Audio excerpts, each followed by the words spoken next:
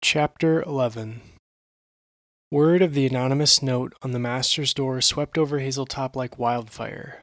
Gil expected the excitement surrounding the mist to be dampened with fear, but students seemed thrilled at the prospect of a fearsome beast in the sewers.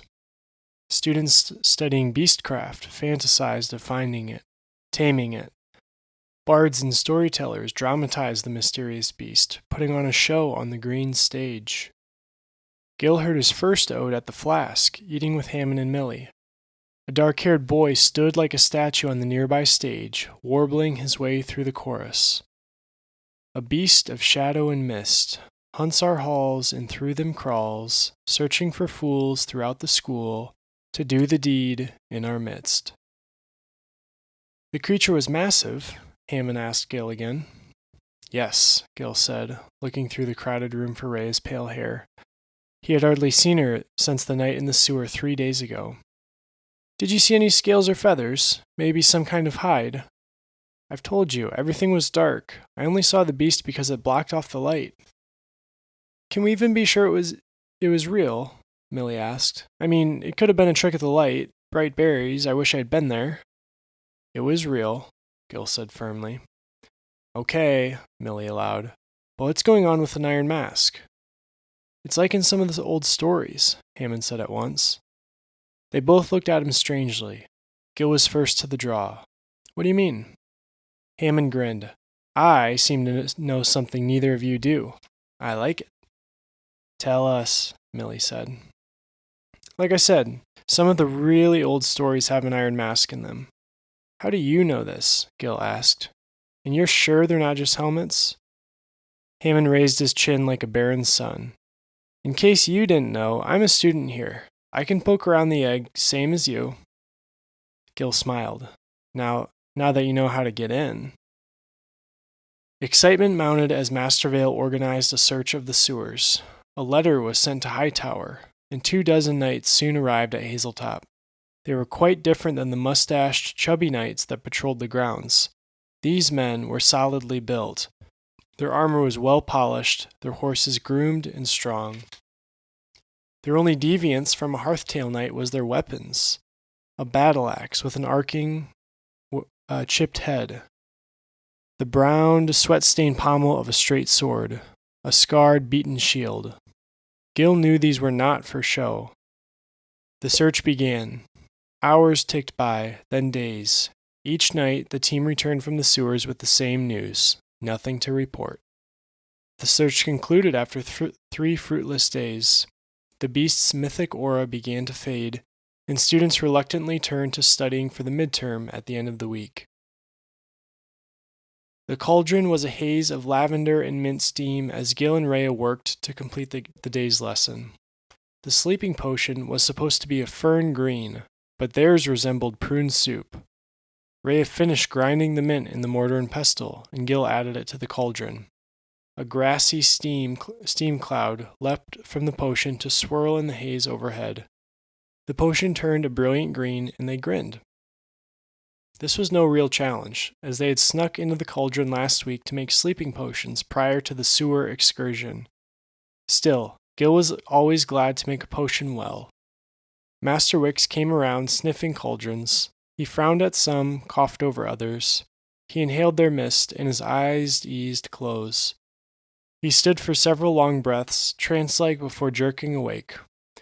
A most excellent draught, he said with a wide yawn. Well, I dare say this is the strongest sleeping draught of the day. This brings us nicely to the upcoming midterm examination. Master Wicks shook himself and strode to the front of the room. In 3 days' time, your alchemical understanding will be tested. Results will contribute to your eligibility for opportunities in your remaining 3 terms at Hazeltop. Perform well, and you may find an apprenticeship with a master or be trusted to a journey beyond the gates of this school. How will we be tested? A student asked. Master Wicks's serious face broke into a smile. Cauldroneering. What's that? Wilkes asked, but the bell tolled and the room was filled with chairs scraping and excited chattering. Gil and Rhea hurried to the egg after dinner. Cauldroneering, they said eagerly, and a door materialized. A handful of their peers were already there, sitting around a table and flipping through books. Gil looked closer and realized the students were grouped in pairs, partners. Though there were many students in the area, he realized the teams weren't interacting. In fact, they seemed to be guarding their stack of books from the other groups. Rhea saw his surprise. It's to be expected. We'll all be competing in the midterm. Gil's stomach flopped. How so? Rhea guided him toward a table, and they set their bags down. Cauldroneering is the oldest alchemy game there is. A cauldron, a few alchemists, and a flower is all it takes traditionally. We start by brewing something. A poison, wane paint, glow pot, it doesn't matter. The other team has to counterbrew the potion to its neutral state. Something is dipped into the potion, typically a flower, to test. And then, Gil asked. Once they counteract our potion, they go on the offensive and brew their own, Rhea said. Then it's up to us to nullify, and the cycle repeats. Simple but complicated. The cauldroneering shelves were fairly picked over, so Gil settled for countering portents with counter potions, antidotes, and hishwishies. We should start with learning counter potions for all the basic stuff from class. That's what people will start brewing. Rhea nodded. We'll need to find a few new potions too, something other students won't know how to counter. They set to it, reading the counter potions for Flareax's Whisper, the Sleeping Draught, and others. Most of the counters were simple, just adding a few ingredients to neutralize the potion. Knowing what counter ingredients to add was the difficulty, as adding the wrong ingredient could amplify the potion's effect or transform it altogether. The opposing teams trickled out of the egg one by one. Rhea seemed even more interested in counterbrewing than in brewing itself. Even Gil's sharp mind began to wander after staring at long lists of ingredients, but Rhea soaked up the counter potions eagerly. He was glad she was on his team. Meanwhile, Hammond had returned to visiting Grant after classes, and it became difficult for Gil to find him. Hammond returned to their home late each night, smelling of mint. Gil thought he might have been visiting a tea house, but Hammond looked far too exhausted for anything so ordinary. If Gil wasn't so busy preparing for midterms, he would have stayed up to ask Hammond what he was doing. Millie was largely absent as well. She had taken to exploring the orchard and woods with Ash. She sang a double shift at the Flask and organized a blocks tournament the night before exams. She seemed filled with a tireless passion to act, to experience all that Hazeltop could offer, short of the education. Gil was no longer sure she was attending class, and he was too busy with classes, homework, and shifts in the egg with Rhea to track down Millie. The following night, Gil and Rhea brushed up on brewing. The last night before the midterm was searching for odd potions that might give them an edge in the cauldroneering contest. Gil found instructions for a belly bubble potion that would set the drinker's stomach butterflying for hours. Rhea found Greybeard's Brew, which made you look older than you were for a time. If brewed incorrectly, you might actually become older. Sindrasicle could cool a fever. Stumpwat made you sick if you drank it while in a bad mood, but it made plants grow quickly during the night. Gil found several conflicting definitions for a hishwishy, which seemed to be anything from a tonic for bad breath to a shoe shiner. There had been no mistings since the knights searched the sewers. Maybe they had scared the alchemist away for good. Perhaps the mist was connected to midterms. Maybe the mist's absence was coincidental. And so Gil slept the night before midterms, unsure where Hammond was, what Millie was doing, what cauldroneering would bring. Lunch was a watery soup. Gil was glad for the light meal. He felt as if he chugged a bottle of Bubble Belly, and his nerves increased as he made his way to the cauldron. Master Wicks had said his future opportunities depended on how he did today. What opportunities? He was trying to remember ingredients and counter potions when he heard a soft voice. Ready? Rhea had joined him, books tucked under one arm and a bag slung across her back. Her eyes and nose were very red. Gil froze. Are you okay? My parents, she said, and her voice caught. They're coming here, to Hazeltop. Her mouth quivered, and Gil felt he was missing something. Won't that be nice? She hugged him. and Gil was too surprised to respond. She stepped back, wiping her eyes and nose. Gil found something interesting to watch by his feet while she was recovering. Her breathing calmed, although her voice was still strained. I'm sure everything will be fine. Come on, let's go to the cauldron. Gil followed, and Rhea seemed almost herself when they reached the arcing gray building. Master Wicks was inside, arranging ingredients and checking cauldrons. Students stood around, unsure what to do. Several were pale, and one peered owlishly around, dark rings around her eyes from lack of sleep. The remaining students trickled in over the next few minutes. The class seemed smaller than normal, and Gil realized Wilkes was not there. He felt a growing panic for the boy. Missing the midterm would certainly result in failing the class. There were still a few minutes before the bell rang. He could search for Wilkes, bring him here. As the thought crossed his mind, a breathless, sweaty Wilkes peered into the cauldron. Seeing them, he sighed and entered. I'm glad you made it, Gil said, hearing the relief in his voice. Wilkes seemed surprised by that, and they had only a moment to look at each other before Master Wicks began. Cauldroneering, as I'm sure you know now, is a marvelous game with deep roots in the history of alchemy. Neither enchanting nor runology can boast such an enduring contest. Cauldroneering was once the very test by which a pupil would eclipse their master. Among alchemists, it was often used to settle disputes or establish mastery. Today, it will assess your grasp of the alchemical principles. He raised a parchment and arose. You and your partner will face another team. Whichever team's potion affects the flower wins, and you may use any of the ingredients on your table to reach this end. Questions? Silence. Gil thought he heard the faintest hiss, as though foreshadowing the cauldroneering ahead.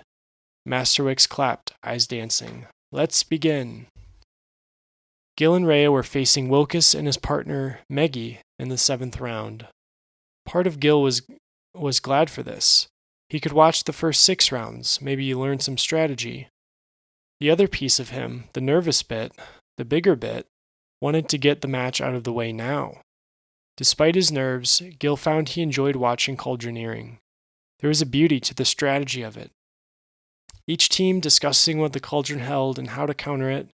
Then the moment of truth as Master Wicks dipped the flower. Cheers as the counter potion worked and the cycle began anew. The game's rhythm was calming, and the matches slipped by. The first match ended when the counter potion failed to neutralize the cauldron of Bubble Belly, which set the flower hopping and dancing, holding its stem. The 4th match closed as Aaron Toffer dropped a walnut into his counter potion by accident. He froze, hand halfway to mouth, as murky foam frothed to the surface. Gil was laughing with the rest of the class as Meggie Huntles confused her opponent by adding a flurry of ingredients to the cauldron. Frog eggs and diced peppers with ground willow bark, horsehair, and more. The opposing team forfeited, asking her what potion she'd made. No idea, just threw things in, she said. Master Wicks was not impressed, but everyone else found this highly amusing. Master Wicks dumped the potion down the grate, set a fresh cauldron on the table, and Gil realized it was his turn. He made his way to the table with Rhea, feeling his smile fade with each step. His nerves were gone, replaced with an iron focus on the table before him. Minced gruppies, jars of snail slime, bowls of dark powders and syrups. A dozen potions sprang to mind as he ran over the ingredients.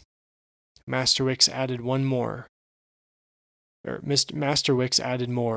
Frost salt, driftwood shavings, rose petals, and Gil's concentration faltered as the master added a broad, heavy scale. Gil had seen that kind of scale before, during the enchanting lesson, a scruffin scale, which could repel magic, the masters had said. Meggie and Wilkes, you may begin, Master Wicks said. Meggie set to work immediately, while Wilkes watched hesitantly. A tall board blocked Gil and Ray's view of the opposing team's cauldron, but Gil heard a few telltale sounds. The hard chopping of some kind of root, the grinding of a mortar and pestle, a bloom of rosy steam. Even though Gil could not see exactly what they were doing, it was clear that Wilkes was not contributing his share. In fact, he looked positively terrified, standing still as a tree. A slow, monotonous grinding came from his area, and Gil wondered if Maggie had given him the mortar and pestle just to keep him busy. Eventually, Maggie carried out their cauldron. It was smooth as milk. It was also green as an emerald and shining brightly. A glow pot, one of the most elementary potions Master Wicks had taught them. Gil and Rhea wasted no time discussing a counter potion. They set to work, slicing strips of oak from a branch on the table. They added it to the pot, and Gil sprinkled some driftwood shavings for good measure. The dry, hungry wood sucked up the light as though it were true sunlight. The potion dimmed, and Master Wicks dipped a rose. The rose did not glow or react, and Gil breathed a sigh of relief. "To you, Gil and Rhea," the master said. "Okay, what should we make now?" Rhea asked. "Bubble Belly? Too many teams have already done that. We should do something else, something difficult." Gil glanced over the table of ingredients. "How about a salt salve?" Rhea raised an eyebrow.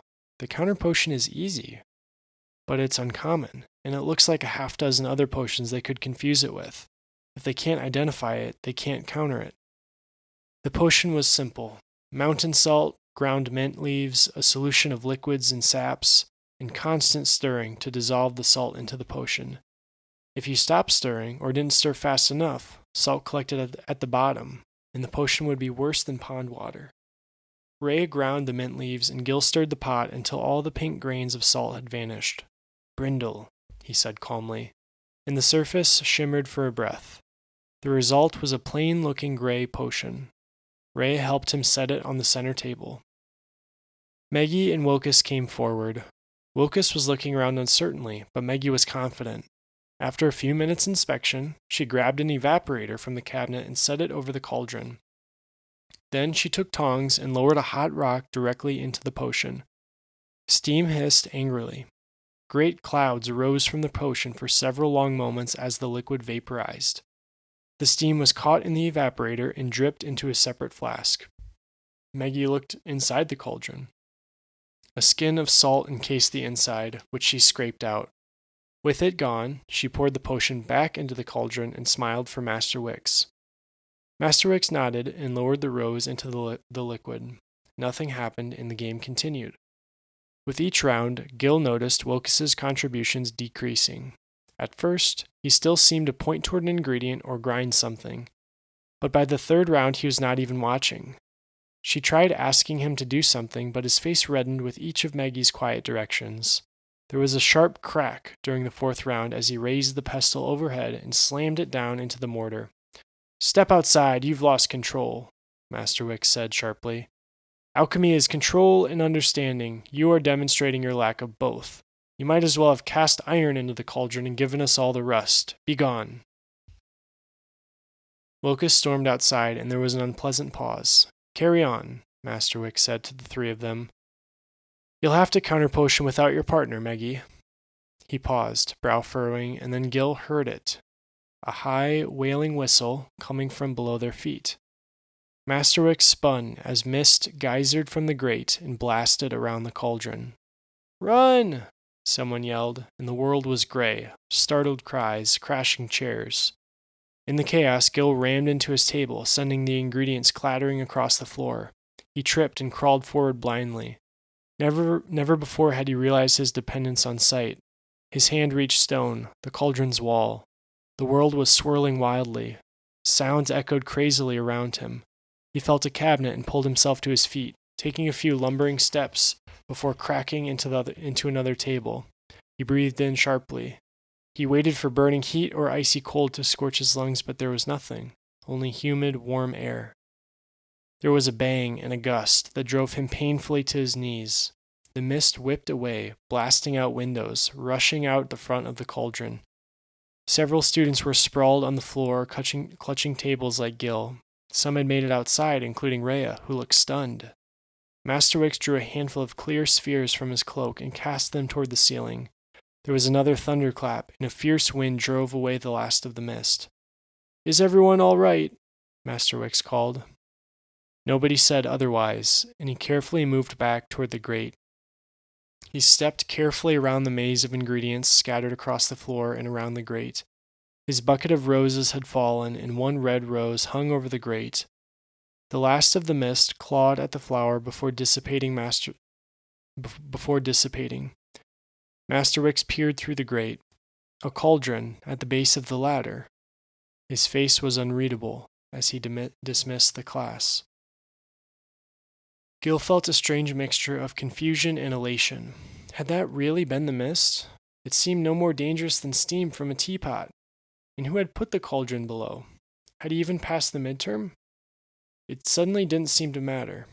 He was alive and well as far as he could see, and he felt excited. Like he could cartwheel around the entire school. In fact, the entire school seemed filled with a sudden energy after the strange ordeal. Fountains of laughter and cheering erupted as they left the cauldron. Teammates embraced, and even opponents smiled and shook hands.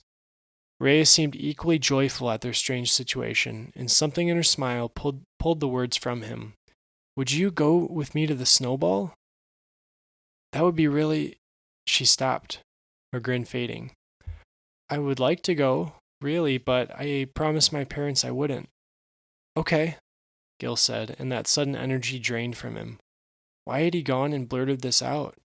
Then he realized her hesitation and hurried to clarify. We would be going as friends, you know. That's how Hammond and Millie are going, too, so we could stay with them. What makes you think I'm not going with someone else?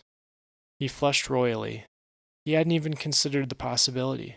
He should have known someone would have asked her by now. She sighed. I'm not going with someone else. I'm not going at all, in fact. Oh? My parents, she explained. They walked to the flask in awkward silence. He thought they might part without a word when she said, Actually, we could do something that day. Not the snowball, but go to the lake or something. You could invite Millie and Hammond. My parents wouldn't be mad then, I think. I wouldn't be going to the snowball. He seized her idea. Yes, that's perfect. I'll check with them. We can get some food and make it a picnic. Ray nodded and headed for the girls' staircase. Gil watched her pale hair weave through the crowd and disappear. What a day, he thought. Time for dinner.